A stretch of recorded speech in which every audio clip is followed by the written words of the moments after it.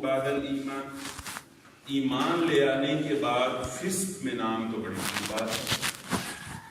ومن لم یتب، اور جو لوگ پھر اس رجل سے توبہ نہ کریں، فاولئک هم الظالمون، یہ لوگ ہیں ظلم کرنے والے، حد سے تجاوز کرنے والے. یا ایھا الذین آمنوا اجتنبوا کثیرا من الظن، اے ایمان والو باہم ایک دوسرے کے متعلق گمان کی کثرت سے پرہیز کیا کرو. ان بعض الظن اثم، اس لیے کہ اکثر گمان جھوٹے ہوتے ہیں، گناہ ہوتے ہیں. ولا تجسسوا، اور تجسس مت کیا کرو، ایک دوسرے کے پوشیدہ حالات کا چوک مت لیا کرو. ولا یغتب بعضکم بعضا، اور ایک دوسرے کی غیبت مت کیا کرو، غیر موجودگی میں کسی کی برائی مت کیا کرو. ایحب احدکم، کیا تم میں سے کوئی شخص یہ پسند کرے گا، یہ چاہے گا، ان یأکل لحم اخیہ میتا، کہ وہ اپنے کسی مرے ہوئے بھائی کا گوشت کھائے. فکرہتموہ، تو دیکھو کتنی کراہت والی بات. واتقوا اللہ، اللہ کا تقوی اختیار کرو. ان اللہ تواب رحیم، بے شک اللہ تو بہت توبہ قبول کرنے والا اور رحم فرمانے والا. یا ایھا الناس، اے تمام عالم انسانیت، انا خلقناکم من ذکر و انثی، ہم نے تمہیں ایک مرد اور ایک عورت سے پیدا کیا. وجعلناکم شعوبا وقبائل لتعارفوا، اور ہم نے پھر اس کے بعد تمہاری برادریاں اور قبیلے اس لیے بنائے کہ تم باہم ایک دوسرے کی پہچان کر سکو. ان اکرمکم عند اللہ اتقاکم، لیکن آگاہ رہو کہ بے شک اللہ کے نزدیک زیادہ مرتبت والا وہ ہے جو تم میں زیادہ پرہیزگار. ان اللہ علیم خبیر، بے شک جو بھی تم کر رہے ہو اللہ اس کی خبر رکھے ہوئے ہے اور وہ بڑا علیم ہے، علم ہے. رب اشرح لي صدري ويسر لي امري واحلل عقدة من لساني يفقهوا قولي. اللهم الهمنا رشدنا واعذنا من شرور انفسنا. آمین یا رب العالمین. سورہ حجرات کی 3 آیات اور ان کا ترجمہ میں نے آپ کی خدمت میں رکھا ہے. سب سے پہلے ہم مالی طور پر مضمون جو بیان ہو رہا ہے اس کو سمجھنے کی کوشش کرتے ہیں. کسی بھی نظریے کے ساتھ وابستگی، اس نظریے کے وابستگان میں ایک باؤنڈنگ، ایک تعلق جو پیدا کرتی ہے، اس کا نام ہے اخوت. اسلام یہ چاہتا ہے کہ اس دھرتی کے اوپر اللہ کی حدوں کو قائم کرنے والے، اللہ کی معرفت سے سرشار لوگ، اللہ کے یقین میں ڈوبے ہوئے لوگ اور اس کے نبی کے اسوے کی پیروی کرنے والے لوگ آپس میں ان کے دل جڑے ہوئے، وہ شیر و شکر. اس لیے کہ نظریہ چاہے صحیح ہو یا غلط، چاہے نظریہ اسلام کا ہو یا طاغوت کا ہو، نظریے میں یہ طاقت ہوتی ہے کہ وہ اپنے وابستگان کو جوڑ دیتا. والذین کفروا یقاتلون فی سبیل الطاغوت، قرآن کہتا ہے کہ تم کیا سمجھتے ہو کہ جو ہمارے خلاف ہیں، جو ہمارے منکر ہیں، جو حدوں سے نکلے ہوئے ہیں، جو اس دھرتی کو بدی کی آماجگاہ بنانا چاہتے ہیں، ان کے دل باہم پھٹے ہوئے؟ نہیں، وہ بھی بنیان مرصوص. ابو جہل اور ابو لہب باہم شیر و شکر ہے. عتبہ اور ربیعہ بھائی بھائی ہیں، ان کے درمیان کسی معاملے میں تنازع نہیں ہے، وہ تمہارے خلاف ایک پیج کے اوپر. اسی طرح سے آج الکفر ملت واحد، آپ دیکھ لیجئے کہ ایک ہی عالمی ایجنڈا، عالمی استعماری ایجنڈا، وہ جس کو کہ ریویل کیا تھا سیموئلسن ہنٹنگ نے اپنی کتاب تہذیبوں کے تصادم میں 2005 میں دا کلیش آف سیویلائزیشنز، جس میں اس نے کہا تھا کہ تمام دنیا کے نظام ہم نے گرا دیے. یہودی ہے امریکی تھنک ٹینک کا سربراہ. اس کے بعد اس نے کہا کہ اس وقت پوری دنیا میں ایک ہی نظام ہے اور وہ ہے اسلام کا تہذیبی نظام. اس نے سارے نظام گنوائے، 7 کے قریب اس نے نظام گنوائے ہیں مختلف، جس اس کا کہا کہ ہم نے بلڈوزر پھیر دی اور اس وقت پوری دنیا کی معاملات کی کنجی ہماری مٹھی میں. اور اس نے کہا کہ مسلم سیاست کا بھی ہم نے تیا پانچا کر دیا, مسلم اقتصادیات کا بھی ہم نے بالکل ملیا میٹ کر دیا ہے. ہاں ایک میدان مسلم خاندانی نظام, مسلم تہذیب و ثقافت, مسلم اقدار اور روایات, اور اس نے کہا کہ اس کے اوپر سرخ دائرہ لگا دو اور اس کے اوپر کراس لگا دو, اور یہ اب ہمارا ہدف ہے جس کے خلاف اب ہم اجتماعی طور پر برسر فکار ہیں. یہ اتنی زہریلی کتاب تھی کہ اس وقت مشرف امریکہ کے دورے پر گئے تھے تو انہوں نے بش جونیئر سے یہ درخواست کی تھی کہ اگر اس کتاب کی اشاعت کے اوپر پابندی نہ لگائی گئی تو مسلم معاشرے کھڑے ہو جائیں گے ہمارے خلاف. یعنی اس کو پتا تھا کہ پپٹ حکمران ہے مسلم معاشروں میں. بہرحال نظریہ کوئی بھی ہو یہ اپنے وابستگان کو جوڑ دیتا ہے, نظریہ جل کر دیتا ہے, نظریے میں یہ طاقت ہے. آپ قادیانی کمیونٹی کو دیکھ لیجیے, ایک زبردست قسم کی اخوت. آپ اسماعیلی کمیونٹی کو دیکھ لیں, ایک زبردست اجتماعیت ہے. آپ یہودی کمیونٹی کو دیکھ لیں, آپ سکھ کمیونٹی کو دیکھ لیں. سکھوں نے یہ چیلنج کیا ہے کہ ہماری اخوت اتنی مضبوط ہے کہ آپ پوری دنیا کے کسی چوراہے میں کہیں کوئی سردار کوئی سکھ مانگتا ہوا دکھا. واقعی ایسا ہے, بالکل ایسا ہے. تو نظریہ جوڑ دیتا ہے اپنے وابستگان میں. ہمارے رب کا منشا یہ ہے, وہ یہ چاہتا ہے کہ نظریے کو اٹیچ کیا جائے آخرت کے ساتھ. جب نظریہ آخرت کے ساتھ اٹیچ ہو جائے اور اس نظریے کی تربیت بھی دی جائے, جیسے یہاں پر اکٹھے ہوئے ہیں, تو ایک ایسا نظریہ جو خدا خوفی سے جڑا ہوا ہے اور پھر ایک سال اجتماعیت میں اس کی تربیت بھی ہو رہی ہے, تو اس کے ذریعے سے جو اخوت پیدا ہوتی ہے وہ درجہ اثار کو پہنچ جاتی ہے. ایک میں دوبارہ ریپیٹ کرتا ہوں, ایسا نظریہ جو آخرت سے جڑا ہوا ہو اور پھر سال اجتماعیت اس نظریے کی تربیت بھی دیتی ہو, اس نظریے کی وجہ سے اس کے وابستگان میں جو اخوت پیدا ہوتی ہے وہ درجہ اثار تک. ایمن رائے ایک مصنف ہے, اس نے کہا ہے کہ میں نے جتنی اسلامک ہسٹری پڑھی ہے میں اس نتیجے پر پہنچا ہوں کہ اسلام اس واقعے کی وجہ سے پھیلا. ایک صحابی جنگ میں, صرف تذکیر کے لیے ریپیٹ کر رہا ہوں, ہم سب کو وہ واقعہ معلوم ہے, جان لبوں پر آئی ہوئی, پانی کی صدا لگاتے ہیں, پانی دینے والا پہنچا ہے, آگے سے آواز آ رہی, اس نے کہا مجھے نہیں. وہاں پر پانی دینے کے لیے پہنچا, اس نے آگے سے آواز آئی مجھے نہیں. وہاں پر پہنچا ہے, اللہ کے پاس پہنچ گیا, پیچھے آیا اللہ کے پاس پہنچ گیا, پھر پیچھے آیا وہ کہتا ہے کہ جس نظریے کے وابستگان میں اتنی یکانگت اور اپنی جان سے بھی پیارا اپنے بھائی کو سمجھے, اور جب جان لبوں پر آئی ہو, واللہ میں یہ بالکل انسانی نفسیاتی لیول پر یہ آ کر بات کرنے لگا ہوں کہ ماں بھی پانی مانگ رہی ہو, بندے کی اپنی جان نکل رہی ہو, تو کیا حال ہے. لیکن یہ نظریے کے ساتھ وابستگی کا وہ لیول جو اظہار تک پہنچا یہ مطلوب ہے, اور پھر اس کا درجہ, اس کا اجر. ترمذی شریف کی روایت ہے, اللہ کے نبی صلی اللہ علیہ وسلم نے فرمایا کہ کچھ لوگوں کے جنت میں مقام و مرتبے کے اوپر انبیاء اور رسل بھی رش کرے.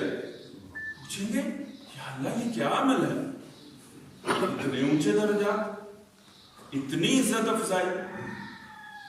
ان کو بتایا جائے گا یہ وہ لوگ ہیں جو دنیا میں باہم میرے لیے آپس میں محبت قوت رکھتے, اور پھر وہ قوت جو جذبہ اثار تک پہنچا. اچھا, اخوت قائم کس طرح سے ہوتی ہے؟ نظریے کے ساتھ وابستگی کا میں نے ہلکا سا اشارہ دیا. پھر جب وہ نظریہ آخرت کے ساتھ اٹیچ ہو جائے اور اس کی تربیت دی جائے, جس طرح سے الحمدللہ ہماری تربیت کا ایک تحریک میں ماحول ہے, تو یہ اخوت اظہار تک پہنچا دیتی. اچھا, اب اخوت قائم کیسے ہوتی ہے؟ مغربی معاشروں کو دیکھ لیں، یا میں اس کی آپ کو ایک مثال دیتا ہوں. کوئی شخص جا رہا ہو اور اپنی فیملی کے ساتھ جا رہا ہو، تو پیچھے سے اس کی گاڑی میں آ کر کوئی گاڑی مارتے، وہ بکھرا ہوا باہر نکل، جیسے کہ عموماً ہمارا دوسرے کی بات سنے بغیر اس کے اوپر چڑھائی کر دینا، موقف سنے بغیر. وہ باہر شخص نکلے اور اس کو کہہ کے چلا، یہ تم نے کیا کیا، تم دکھتا نہیں ہے، تم یہ ہے وہ ہے. تو فرض کریں کہ یہ شخص قادیانی ہو، اور جس نے پیچھے سے آ کر گاڑی ماری ہے وہ کسی وجہ سے پہچان جائے کہ یہ شخص جو ہے جس کی گاڑی میں میری کسی وجہ سے گاڑی لگ گئی ہے یہ قادیانی ہے، اور اتفاقاً وہ پچھلا شخص بھی قادیانی ہو. اب اگر وہ اس کو صرف یہ بتا دے کہ میں بھی قادیانی ہوں، تو اب اس کا غصہ جو ہے وہ یہاں سے بالکل جو لیول پارے کا جہاں تھا، تو وہ اس سے الٹا یہ پوچھے کہ آپ کو کچھ ہوا تو نہیں، آپ کو چوٹ تو نہیں لگی، آپ کو کوئی تکلیف تو نہیں پہنچی. تو نظریے سے وابستگی ہی اخلاق پیدا کرتی ہے، نظریے سے وابستگی ہی اخلاق پیدا کرتی ہے. اور جس طرح سے اس وقت یورپین نیشنلزم، یعنی ایک ہم دیکھتے ہیں کہ وہ اشارہ نہیں توڑتے، وہ ٹوائلٹ کو گندا نہیں کرتے، وہ لائن نہیں توڑتے، اور جس وجہ سے ہمارے جو یورپی ممالک کے رسیہ لوگ ہیں ان کے قصیدے اس لیے تو پڑھتے ہیں کہ یار بس وہاں کلمہ نہیں ہے، وہ ہمارے سے زیادہ اچھے لوگ، وہ کلمہ پڑھ لے تو بلے بلے بلے ہو جائے، ان کی کیا ہی بات. اس کی وجہ کیا ہے؟ کلیکٹیو نیشنل آئیڈیالوجی، اجتماعی ملی نظریات اور اہداف نے ان لوگوں میں ایک ایتھکس. اچھا یہ کانسیپٹ سمجھنا بڑا ضروری ہے، جس کی وجہ سے ہمارے وہ مسلمان بھائی جو کسی نظریے سے وابستہ نہیں ہے اور ان کے پاس شعور حیات اور مقصد حیات نہیں، وہ بہت زیادہ اس چیز کو فیل کرتے ہیں کہ یار وہ مومن بھی نہیں ہے، تو پھر وہ اخلاقی اعتبار سے ہمارے سے 100 کارڈ درجے میں ہمارے سے بہتر کیوں نہیں؟ ان میں یہ کچھ چیزیں نکھری کیوں نظر آتی، ان میں صفائی کیوں ہے، وہ جھوٹ کیوں نہیں بولتے؟ تو جان لیجئے کہ کچھ اجتماعی ملی اور قومی نظریات ہیں جن کی ان کو اسکول سے یونیورسٹی لیول تک تربیت دی جاتی ہے، جس کی وجہ سے وہ کرپشن نہیں کرتے، جس کی وجہ سے وہ نیشنل جھوٹ نہیں بولتے، باہم ایک دوسرے کو دھوکہ نہیں دیتے. ہاں لفٹ میں اپنی آفس والوں کو نہیں وہ چھوڑتے، ریپ کرتے ہیں، ظلم کرتے ہیں، عورتوں کی تذلیل کا کلچر ہے. صاحب یہاں تک ٹائی لگا کے سردیوں میں بھی 2 پیس پہن کر آئیں گے، لیکن اور سردیوں میں اتنا اسکرٹ پہنے گا، اس کو اجازت نہیں ہے، اس لیے کہ یہ ان کا نیشنل ویژن ہی نہیں ہے. ماں چیختی رہے گی لیکن اس کو اولڈ ہوم میں پھینک آئے گا، تمہیں میں نہیں پال سکتا، ریاست پال لے تمہیں. تو جو چیز نظریہ بن جائے وہی اخلاقیات، ایتھکس اور موریلٹی کی بنیاد بنتی ہے. اگر نظریے میں کہیں نقص ہو وہی اخلاقیات میں، پرسنالٹی میں، موریلٹی میں، ایتھکس میں، سیوک سینس میں وہی فالٹ نظر آتا ہے، اور اسی کی بنیاد پر ویسی ہی اخوت بنتی ہے. ان کی اخوت ماں باپ سے نہیں بنتی، اس لیے کہ وہ کلیکٹیو ویژن میں ہے. ہماری یعنی ابھی تک بھی دیکھ لیجئے کہ بھائی اپنی شادی نہیں کرواتا کہ میری بہنیں بیٹھی ہوئی، وہ اپنی ماں کی دوائی کے لیے پتہ نہیں کیا کیا کر جاتا. تو نظریہ ہی اخلاقیات کی بنیاد ہوتا ہے، نظریے کے ساتھ بڑی سالڈ وابستگی. اس لیے قرآن مجید یہ چاہتا ہے کہ وہ اخلاقی اوصاف ہوں جن کے ذریعے سے ان کی باہمی اخوت پروان چڑھے اور وہ اخوت ان کو درجہ اثار تک لے جائے، اور پھر یہ باہم بنیاد مرصوص ہو کر ایک سیسا پلائی ہوئی دیوار بن کر اللہ کے دشمنوں کے مقابلے میں صف آرا.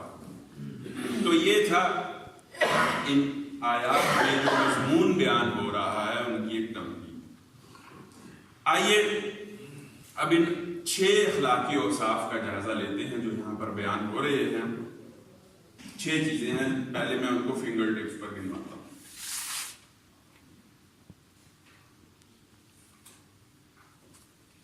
ایک دوسرے کا مذاق نہ اڑایا جائے، تان زنی نہ کی جائے، برے ناموں اور القاب سے نہ ایک دوسرے کو یاد کیا جائے یا پکارا جائے۔ 3 چیزیں یہ۔ اگلی چیز کثرت ظن، تجسس اور غیبت۔ آئیے اب ان کے بارے میں ذرا کچھ مزید تھوڑی سی تفصیل میں اتر کرتے ہیں۔ اخلاق کے حوالے سے پہلے کچھ فرامین نبی صلی اللہ علیہ وسلم میں کرتا ہوں۔ اللہ کے نبی صلی اللہ علیہ وسلم نے فرمایا ما من شیء اثقل فی المیزان الا حسن الخلق۔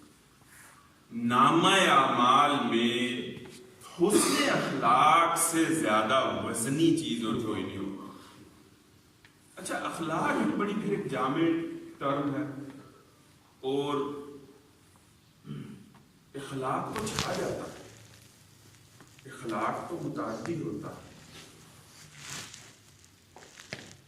اخلاق ایک سے دوسرے کو لگ جاتا ہے۔ اچھا، اخلاق کا ایک بہت اچھا پیمانہ یہ بھی ہے کہ اگر اور میری ان باتوں کا میں دروس میں کہا کرتا ہوں کہ اولی مخاطب تو میرا اپنا نفس اور میری ذات ہے۔ اگر میرے وابستگان اور میرے ارد گرد کے لوگ بااخلاق ہو رہے ہیں تو پھر اس کا مطلب ہے کہ وہ کسی بااخلاق شخصیت سے منسلک ہے، کیونکہ اخلاق متعدی ہے، ایک سے دوسرے کو لگتا ہے۔ اسی طرح سے بد اخلاقی بھی متعدی ہے۔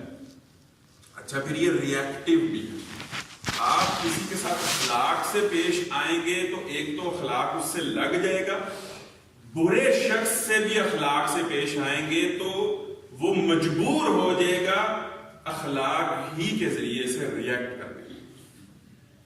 اگر کسی برے شخص کے ساتھ بھی اخلاق کا مظاہرہ کیا جائے تو وہ اخلاق کا جواب اخلاق سے دے گا اور اس کو اخلاقیات لگ جائے گی۔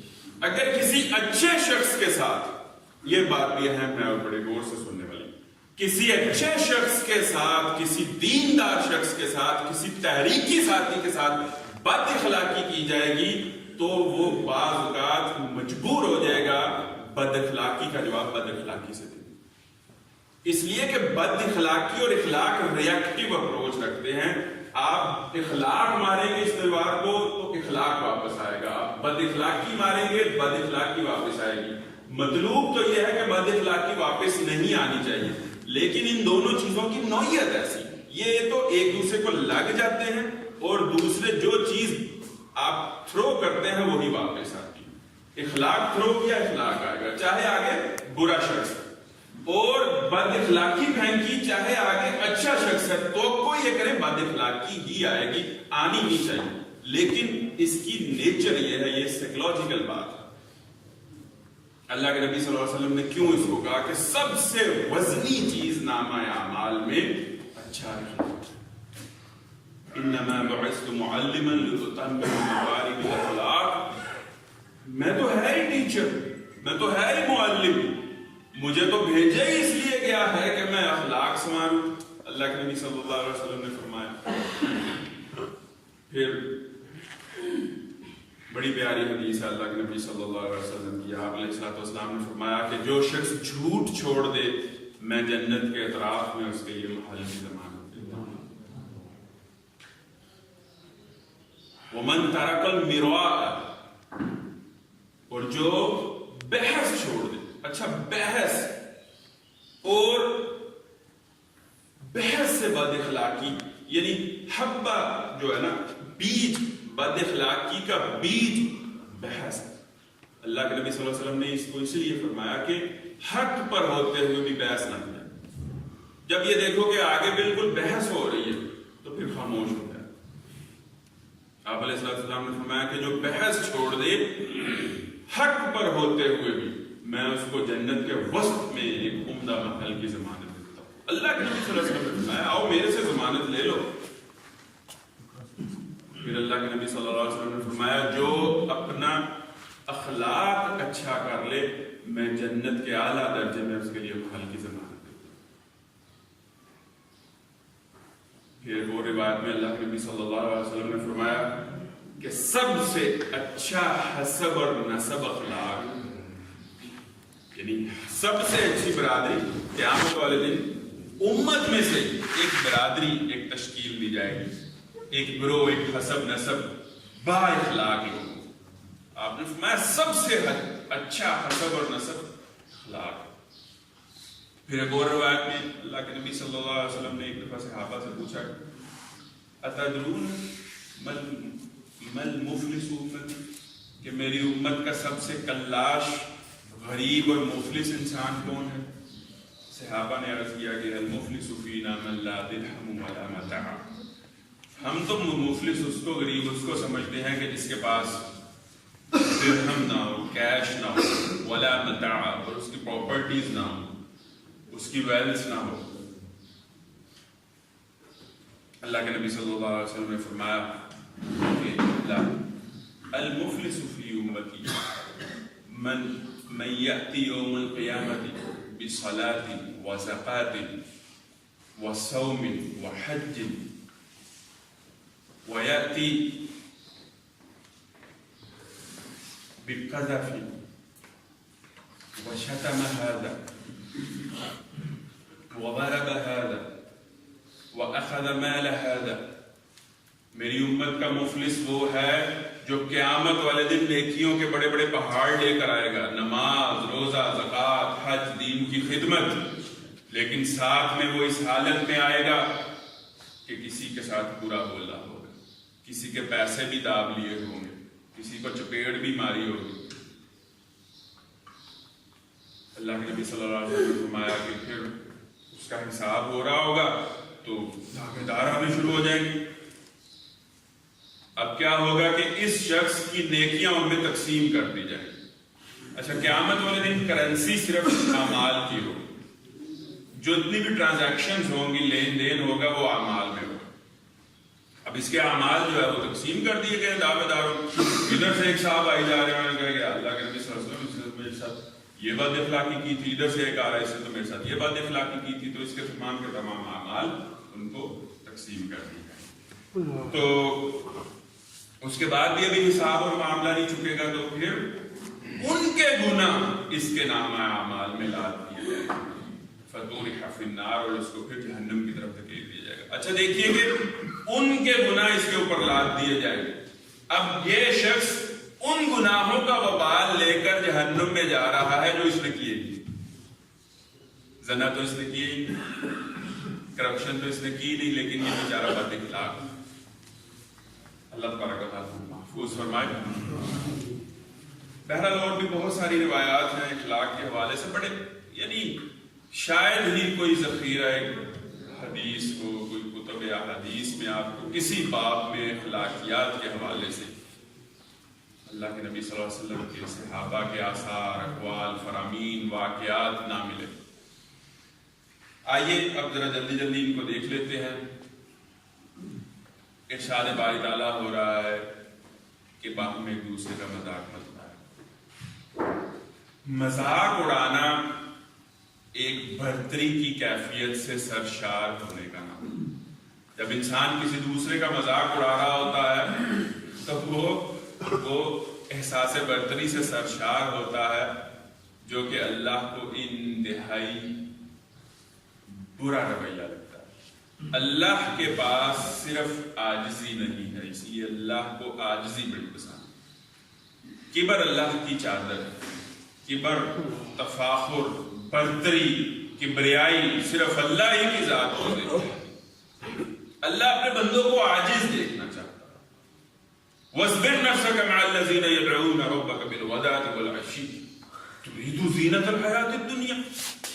اللہ کے نبی صلی اللہ علیہ وسلم نے ایک دفعہ بس ایسے ہی ذہن میں آ گیا کہ یہ جب سردار لوگ آئے ہوتے ہیں تو غربا کی بات میں ذرا بات میں سن لو، حکم آ گیا، نہیں ان غریبوں کے ساتھ، ان مسکینوں کے ساتھ، ان عاجزوں کے ساتھ وقت گزارا کرو۔ آپ بھی ترید زینت الحیات الدنیا، میں اس کا ترجمہ کرنے سے قاصر ہوں، واللہ مجھے سمجھ نہیں آ رہی کہ میں اس کا ترجمہ کیسے کروں۔ اللہ کے نبی صلی اللہ علیہ وسلم کو کہا جا رہا ہے کہ آپ بھی دنیا کی زینت کے طلبگار معاذ اللہ تو نہیں ہو گئے. اب پتہ نہیں میں نے یہ درست ترجمہ کیا یا نہیں کیا. ترید زینت الحیات الدنیا. تو اللہ کو جب انسان اپنے آپ کو عاجز سمجھتا ہے پھر دوسروں کا مذاق نہیں اڑاتا. اچھا یہ ایک فیملی ہے, یہ نا کچھ نفسیاتی پرابلمز کی یا رذائل اخلاق کی کہ یہ 6 چیزیں ایک فیملی ہے. اچھا ان کی بنیاد میں پھر کچھ بیج ہیں اور یہ تنے ہیں جن کے اوپر اور بھی پھر اخلاقی رذائل لگے ہوئے. یعنی یہ 6 کا جو ذکر کر دیا گیا ہے یہ ایک بریکٹ ہے, اس بریکٹ کو کھولا جائے تو اور بہت سی چیزیں کھلتی ہیں. دوسروں کا مذاق اڑانے کے کیا طریقے ہیں؟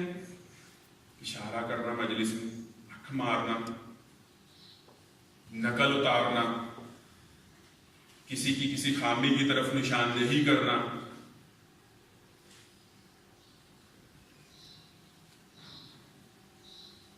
اس کے بعد لا يسخر قوم من قوم عسى ان يكونوا خيرا منهم ولا تلمزوا انفسكم. آپس میں باہم ایک دوسرے کو تانے مت دیا کرو. ولا تلمزوا انفسكم. اور میرے مرشد سید ابو العالی مودودی نے اس نقطے کو بڑا عمدہ سمجھایا ہے. ولا تلمزوا انفسكم. اپنے آپ کو تانے مت مارا کرو. کون ہے جو اپنے آپ کو تانے مارتا ہے؟ یعنی دوسروں کو تانے مارنا در حقیقت آپ نے بالکل ایک کھلا میدان چھوڑ دیا. بد اخلاقی کی ہے تو اب میں بھی بد اخلاقی کے لیے تیار ہوں. یعنی قرآن کہہ رہا ہے اپنے آپ کو تانے مت مارا کرو. یعنی تم نے جب کسی کو تانا مارا تو پھر یہ تانا تو مڑ کر آئے گا ہی آئے گا. بد اخلاقی مڑ کر آتی, بد اخلاقی متعدی بھی ہے اور واپس بھی آتی. اپنے آپ کو تانے مت مارا کرو. قرآن کہہ رہا ہے اپنے آپ کو تانے مت مارا کرو. یعنی جب کسی کو تانا مارا تو اس کا مطلب ہے کہ اپنے آپ کو بدی کا آشیانہ تم نے اپنے دل کو بنایا. کچھ نہ کچھ تو اندر پک رہا تھا جو ایک تانے کی شکل میں پھر نمودار ہوا, اس کا اظہار ہوا. اور اب پھر ایک کھلا میدان ہے کہ اب وہ مقابل جو صاحب ہیں اب پتہ نہیں وہ خاموشی برتتے ہیں یا پھر وہ اپنی زبان بھی کھول دیتے ہیں اور کلاشن کوف چل جاتی ہے اور ادھر سے 303 تو پہلے سے چل رہی. ولا تلمزوا انفسکم. تانے مت مارا, جھکتے مارنا, کٹ لانا, پھبدیاں کسنا, تذلیل کرنا اور شکایت آمیز رویے, یہ تحریکوں میں خاص طور پر اور اجتماعیوں میں کسی سے بلا وجہ شکایت پیدا ہو جانا. شکایت آمیز رویے, غیر ضروری توقعات, یہ بھی ولا تلمزوا انفسکم, یہ بھی تانا. جب آپ کسی سے غیر ضروری توقعات وابستہ کر لیں گے تو اس سے پھر تان زنی کی کیفیت کی ابتدا ہوتی ہے. وہ آپ کے توقعات پہ پورا نہیں اترے گا. آپ 10 دفعہ اپنے آپ کو سمجھا لیں گے, اس کے بعد یو ول برسٹ, پھٹ جائیں گے آپ. وہ پھوڑا ایک دن پھٹ جائے گا. تو غیر ضروری توقعات وابستہ کرنا. مجالس میں اہمیت کے طلبگار رہیں. اب اگر آپ کو اہمیت نہیں ملی ہے تو آپ کسی نہ کسی مجلس میں پھر نجوا کریں گے, پھر سرگوشی کریں گے. اس کے بعد برے ناموں سے پکارنا. تو قرآن مجید نے کیا کرنا, یعنی اگر کوئی سکھ ہے, کوئی پارسی ہے, وہ تو برے ناموں سے لوگوں کو یاد کرتا ہے اور بڑا اچھا نام تجویز کرتا. بعض لوگوں کو یہ بڑا ایک معاشرے میں فیم ہوتا ہے, بڑا یار زبردست نام تھا.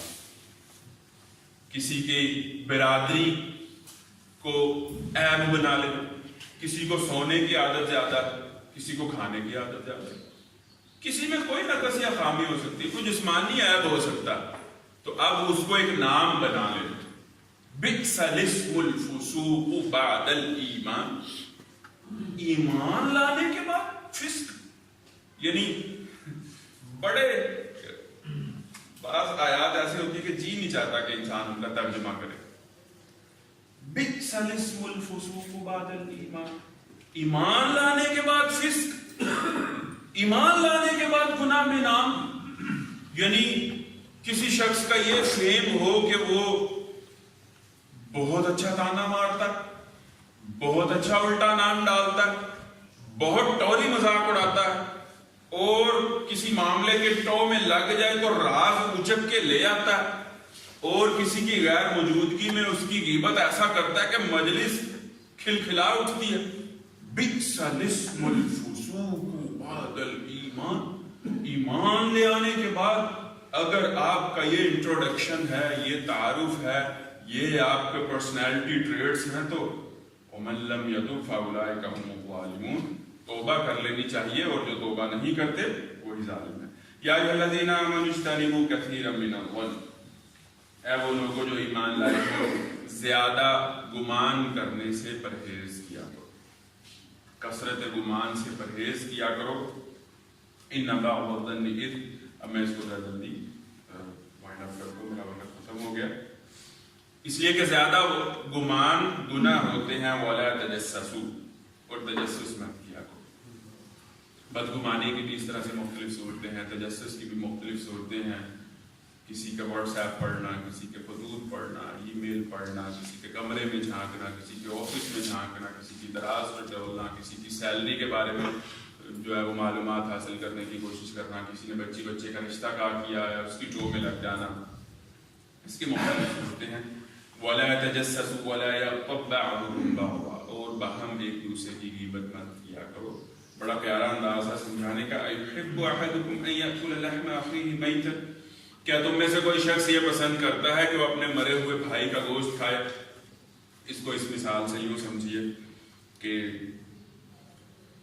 آپ گھر گئے اور بڑی بھوک لگی ہوئی تھی، امی سے کھانا مانگا تو امی نے کہا کہ وہ بس میں تمہیں کھانا دیتی ہوں، پریشر کے اوپر گوشت چڑھایا ہوا ہے، تو بس تم ہاتھ دھو بیٹھ جاؤ ٹیبل کے اوپر۔ تو امی پکایا کیا ہے؟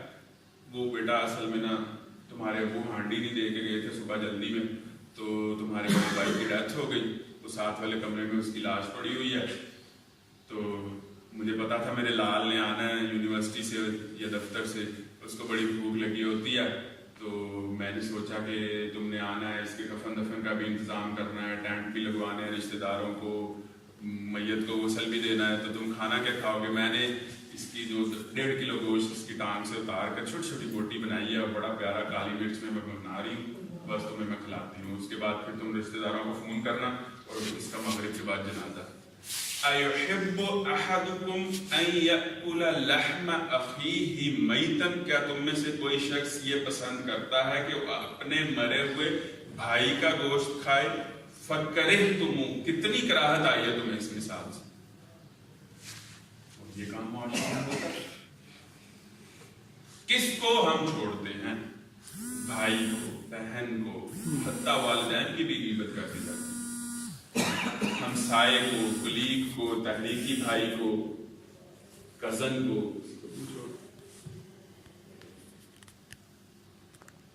اخوت، اسلامی اخوت کو پاش پاش اور پارا پارا کر دیں۔ یعنی مجھے معلوم ہی نہیں ہے کہ میرے بھائی نے، آپ میں سے کسی نے، یا میرے کسی اور جن لوگوں کے ساتھ میرا تعلق ہے، انہوں نے مجھے کسی مجلس میں ذلیل کر کے رکھ دیا، اب میں تو صفائی بھی نہیں دے سکتا، اس لیے اس کو مردہ بھائی کا گوشت کھانا ہے۔ یعنی جب ہم لاش میں سے کچھ کھا رہے ہوتے ہیں، لاش کو تکلیف ہوتی؟ تو کوئی تکلیف نہیں ہوتی، تو پھر کراہت کی بات کیا؟ اس کو کیا پتا کہ میری ٹانگ میں سے 1.5 کلو گوشت اتار لیا گیا ہے، اس کو تو کوئی تکلیف نہیں ہوتی، اس میں تو سینسز نہیں ہے اب، تو پھر یہ اتنی کراہت والی بات کیوں ہے؟ یہی تو اس میں کراہت والی بات ہے کہ اب اس کو تو پتہ ہی نہیں بیچارے کو، اور تم لاش کو جھنجھوڑ رہے اور بھگوڑ رہے، جہاں وہ اپنے تحفظ بھی نہیں کر سکتا، مزاحمت بھی نہیں کر سکتا کہ میری ٹانگ سے یہ گوشت مت اتارو۔ مرے ہوئے کو مارنے والی بات ہے غیبت کا، اس لیے ایک حدیث میں اس کو زنا سے بھی بدتر گناہ قرار دیا۔ یعنی ایک تو ہے کہ میرے کسی بھائی نے مجھے 4 بندوں میں ذلیل کر دیا، 4-5 لوگوں کے سامنے کھڑا کر دیا، تو وہاں پر تو میں کسی نہ کسی طرح کوئی صفائی بات میں دے دوں گا، ان سے ملاقاتیں کر لوں گا۔ ایک یہ ہے کہ مجھے پتہ ہی نہیں ہے کہ کہاں کہاں پر مجھے حقیر کر دیا گیا۔ اللہ تبارک و تعالیٰ گناہوں سے مجھے اور آپ کو بچنے کی توفیق عطا فرمائے۔ ایک صحابی نے پوچھا کہ اللہ کے نبی صلی اللہ علیہ وسلم غیبت ہے کیا؟ تو اللہ کے نبی صلی اللہ علیہ وسلم فرمایا کہ ذکر اخاک بما کان، اپنے بھائی کا اس طرح سے اس کی غیر موجودگی میں ذکر کرنا کہ اگر وہ سن لے یا بات اس تک پہنچ جائے تو اس کو برا محسوس. اور یہ باتیں اب چیزیں سائنس نے بالکل پروو اور ثابت کر دی ہیں. اگر آپ کے دل میں کسی کے متعلق میل ہے تو وہ بات منہ پر آ ہی جاتی ہے اور وہ ریز، وہ شعائیں وہ اس تک پہنچتی ہیں. آپ کسی کو بتائے بغیر اس کی عزت کرنا شروع کر دیں، وہ آپ کی عزت کرنا شروع کر دے گا. کسی کو بتائے بغیر اس سے محبت کرنا شروع کر دیں، وہ آپ سے محبت کرنا شروع کر دے گا. کسی کو بتائے بغیر بغض رکھنا شروع کر دیں، وہ آپ سے کھنچ جائے گا. کسی کو بتائے بغیر اس سے نفرت کرنی شروع کر دیں، ایک نہ ایک دن وہ آپ سے دور ہوتا چلا جائے گا. بتائے بغیر آپ ایکسپیریمنٹ کر کے دیکھیں. یا ایھا الذین آمنوا اجتنبوا کثیرا من الظن ان بعض الظن اثم ولا تجسسوا ولا یغتب بعضکم بعضا ایحب احدکم ان یاکل لحم اخیہ میتا فکرہتموہ واتقوا اللہ. اللہ کا تقوی اختیار کرو. اخلاقیات کی بنیاد اللہ کا خوف، اللہ کا تقوی، آخرت کی جوابدہی کا احساس. ان اللہ تواب الرحیم. جتنی بھی غیبتیں کی ہیں، جتنی بھی بدگمانیاں کی ہیں، جتنے بھی مذاق اڑائے ہیں، توبہ کر لو گے تو اللہ کو تواب پاؤ گے اور رحم کرنے والا پاؤ گے. یا ایھا الناس انا خلقناکم من ذکر و انثی، ہم نے تمہیں ایک مرد اور عورت سے پیدا کیا. وجعلناکم شعوبا وقبائل لتعارفوا، اور تمہاری برادریاں اس لیے بنائی، تمہارے قبیلے اس لیے بنائے کہ وہاں آپس میں تعارف کرو ایک دوسرے کا. ان اکرمکم عند اللہ اتقاکم، تم میں سے زیادہ اللہ کے نزدیک منصب والا وہ ہے، برتری والا وہ ہے، درجے والا وہ ہے، عزت اور توقیر والا وہ ہے جو تم میں سے زیادہ پرہیزگار ہے. ان اللہ علیم خبیر، اللہ جو کچھ تم کر رہے ہو اس کی خبر رکھنے والا. چلیں 2-3 الفاظ میں اس آیت کا مضمون. تمام انسانوں کو یہ بتایا گیا کہ تفاخر کی بنیاد کیا ہے. کس بات پر ایک برہمن اور ایک شودر، کس بات پر ایک یورپی گورا اور ایک افریقی کالا؟ ایک اللہ نے بنایا، ایک مرد و عورت سے بنے. اور اب بھی تخلیق کا پروسیس تو تم نے اتنی سائنٹیفک ترقی کے باوجود بھی بدل تو نہیں پائے. اسی گندے پانی کی بوند سے ہی بنتے ہو نا. وہی طریقہ تخلیق ہے، تمہاری دنیا میں آنے کا پروسیس تو وہی ہے. تو پھر یہ تو صرف پہچان کے لیے ہونا چاہیے، ایک فطری چیز ہے، لیکن تفاخر کے لیے نہیں. تعارف کے لیے ہونا چاہیے، تفاخر کے لیے نہیں ہونا چاہیے. تفاخر کے لیے تقویٰ. اللہ تبارک و تعالیٰ سے دعا ہے کہ اللہ رب العزت مجھے اور آپ کو ان اخلاقی اوصاف کے اپنی ذات کے اوپر لاگو کرنے کی توفیق عطا فرمائے، تاکہ اخلاق، میں ریپیٹ کرتا ہوں، اخلاق اخوت پیدا کرتا ہے. اخلاق اخوت پیدا کرتا ہے، اور کسی اخروی نظریے سے جڑی ہوئی اخوت ایثار پیدا کرتی ہے. اور ایثار ہی وہ کیفیت ہے جو مطلوب ہے خدا کا کام کرنے والا. اقول قولی ھذا استغفر اللہ لی ولکم ولسائر المسلمین. السلام.